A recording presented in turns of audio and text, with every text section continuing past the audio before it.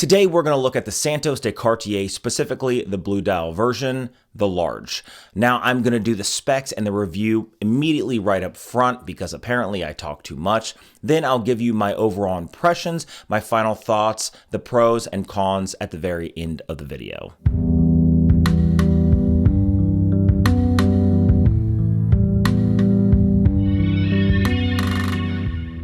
So let's talk about Cartier. Now specifically, this Santos is an iconic watch that is one of the longest running watches in watch history. It is known by its iconic square design with a hard industrial look. Now this can be seen with all the screws along the bezel as well as the bracelet. The case is made of solid stainless steel. It's brushed with high polished chamfered edges. A high polished bezel also sits atop. Now these key features of the watch case, I believe, give it a very nice, pleasing pop to the eye. The high polished bezel in correlation with the sapphire crystal from a distance gives it a very nice, high polished dress watch look. But then on closer inspection, the brushing of the bracelet, the brushing on the case, adding in that industrial look with the screws gives it a very nice looking sports watch design. Adding in 100 meters of water resistance just adds a little bit more to that sports appeal.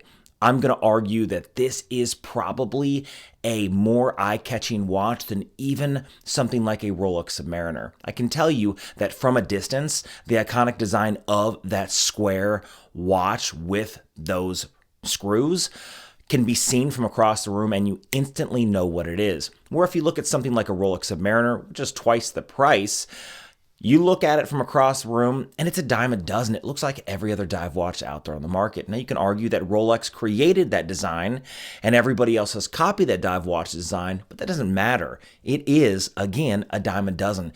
It may be a luxury sleeper watch, but why spend $10,000 on a watch that just sits on your wrist that is never noticed? Cartier is the opposite of that. It immediately catches your eye and you immediately recognize that it is a Cartier Santos. Now the specs on this watch. The watch comes in with a diameter of 39.8 millimeters, a case thickness of 9.38, a lug-to-lug or overall of 47 millimeters, and this does have a smart link bracelet system. Now, the curved case makes that just under 10 millimeter even feel smaller on the wrist. This thing, again, can be dressed up, can be dressed down, and slips underneath any cuff of any dress shirt or any sweater that you may be wearing. Now, let's first quickly talk about the Smart Link bracelet. The Smart Link bracelet and the quick change straps are very convenient, but on the opposite hand, it can be very problematic when wanting to change out your watch straps. I own Chase Straps, a watch strap company where you use something like a quick release spring bar and you can change out your leather strap to a NATO strap to a bracelet. Easy as pie in these days. However, the Smart Link bracelet uses their own mechanism to quickly change out their strap or bracelet, which means you have to get a specific strap or bracelet that fits your specific watch. We're going to talk about more about the Smart Link bracelet in just a second. However, just keep this in mind whenever you are thinking about buying a watch that you want to change the straps on a daily basis. There are some people out there who want to take the Rolex Submariner off their Oyster bracelet and toss it on a NATO strap or toss it on a vintage suede leather strap. You can't do that with this watch, which can be a con, which we'll talk about at the end of the video. Now, the blue dial on this watch gives to me just a little bit of cherry on top of that cake. While the white dial design is iconic and fits with most of any occasion, the blue dial, I think, just offers more when it comes to depth of the watch. On the blue dial, the indices are applied, whereas on the white dial, the indices are printed. On the white, the hands are blued, whereas on the blue dial, the hands are loomed, which is something that you rarely see on any Cartier Santoses at all. In fact, it only comes on the colored versions. This is one of the things that a lot of people complain about. Now, Cartier is iconic for their blued hands, right? It's that classic look, but it's unreadable anywhere that's not in the light.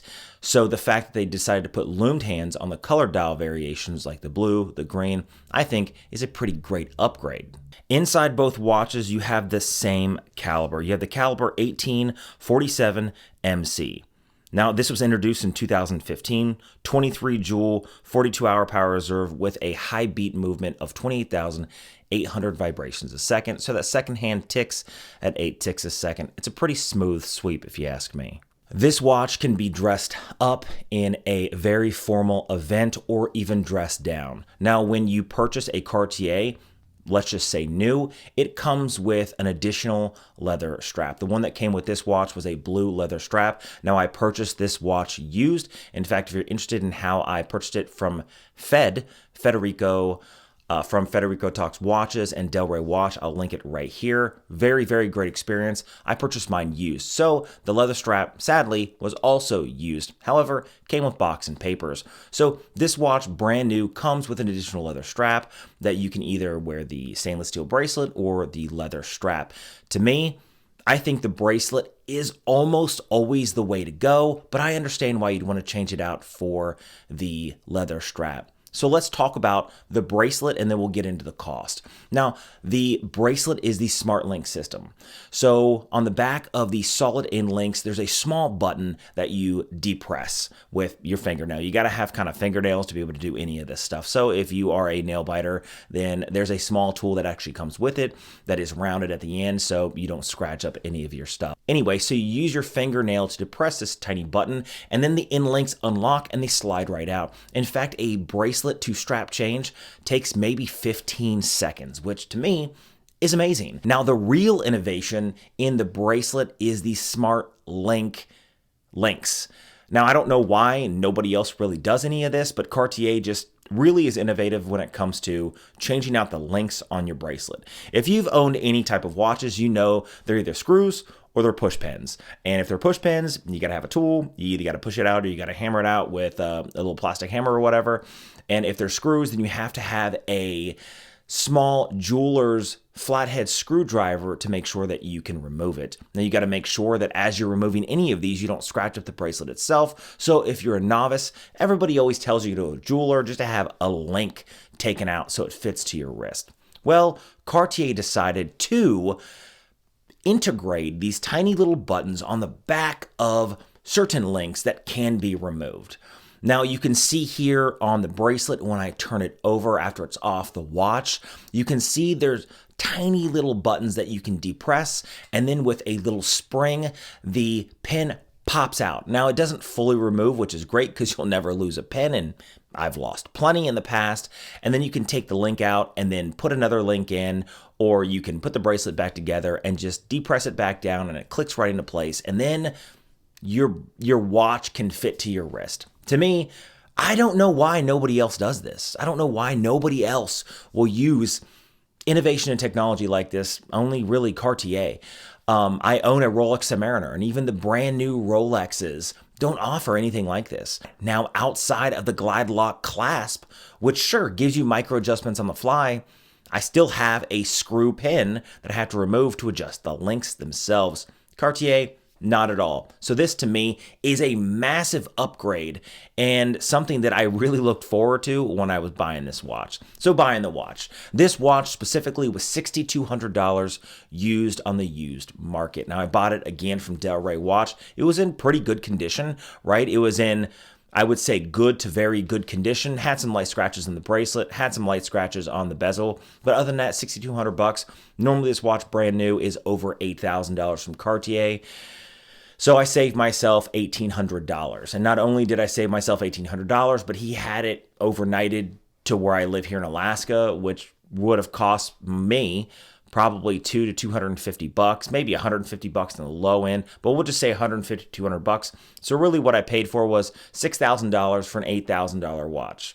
It came with all of its links, box and papers, and it came with the additional strap. Even though the strap was used, still the strap was in good condition.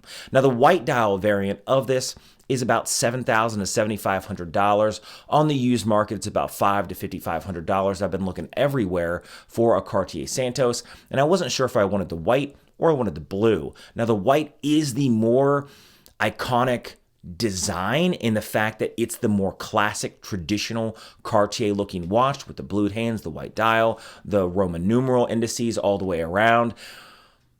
But it was just, again, like the Rolex Submariner, it's a dime a dozen, right? Everybody, if you own a Cartier, you own a white dial Cartier. And I wanted something different for my wedding. And I think the blue dial just offers just, like I said, a little bit more. It's not something you see every day. And it has applied indices, has a little bit more work put into it. Also has the loomed hands, which aren't on the white dial. Even though I do like the white dial, I'm happy that I got the blue dial. Now, is it worth what I paid for it? This can be argued in different ways, because is a $10,000 Rolex Submariner worth $10,000 for an $8,000 watch that's brand new, but you're paying premium because it says Rolex? Well, I think that $6,200 I thought was a pretty good deal for my Cartier. Now, Cartier has a few things behind it. Not only does it have innovation, it's a tough watch, it's iconic, it has a name that everybody recognizes, and it is still luxury. It has its own in-house movement now. People can argue in the past they use ETA, like Hublot used ETA. Doesn't matter. Right now it has an in-house caliber, which is great. It has a name that is recognizable. I would say that Cartier is probably one of the top 5 names recognized in the watch world. If I go just through an airport, or I go through a mall, or I go through any other place and I say Cartier, people know that Cartier is luxury, high-end jewelry, watches, and other goods. So it does have a luxury standing behind the name. I could say Patek Philippe, and people may know Patek Philippe, but I'm going to argue that more people know the name Cartier than they know the name Patek Philippe. So with that being said, it does have a strong name and heritage behind it. Cartier has been around for a very, very, very long time. It's a durable watch, and I love the innovation that comes with this Smart Link bracelet system. Now, it's a little annoying that I can't use one of my own straps from Chase straps from it, but really that's not even a big deal. I love the innovation behind the Smart Link system, and I'm probably going to wear it on the bracelet 95% of the time and 5% on an alternative strap. And I've already got a black leather strap for it, and it looks great, but again, I always switch back to that stainless steel bracelet. The only reason I wouldn't wear the stainless steel is probably because I don't want to scratch it up, but I can always replace the stainless steel bracelet later, or I can have it sent out to Cartier and just have it refurbished. So is it worth the money for me? Yeah, $6,200 for my wedding watch that I plan to keep for the rest of my life and hand down to my grandchild or my son or whoever. Yeah, I think $6,200 is kind of a steal, especially for everything to offer. Now, one of the only other downsides I can see for this watch that everybody talks about is the high polished bezel. It is a fingerprint magnet, and it does scratch up pretty easily. But again, so does every watch, right? Every watch that you wear, you tend to put on your wrist. You are careful with it in the beginning, and then you don't realize you bang it up against a desk. You do this, you do that. You wear it in a vehicle, and then suddenly it scratches up against something. Scratches on a watch are just par for the course, right? It's something that you're going to get. It's something that adds character to your watch. I'm going to wear this as little as possible until the wedding, so I don't put too much character into the watch until after the wedding. And then after that, it really doesn't matter. So the downside is just the fact that you can scratch up the bezel, that it's a fingerprint magnet, but you can do that with any bezel. So really, there's really no downside to this watch. Either like the Cartier design or you don't like the Cartier design. That's kind of what I've picked up when talking to people. Just like some people like digital watches, or some people don't like digital watches, right? There's rare in-betweens where, it's a love-hate relationship. At least that's what I found in my experience. Anyway, what do you guys think about this video? If you've made it this far, hit the subscribe button. It's free. It really does help the channel. At 15,000 subscribers, I am doing a Tissot PRX Powermatic giveaway. I will be doing a review on that watch probably next month.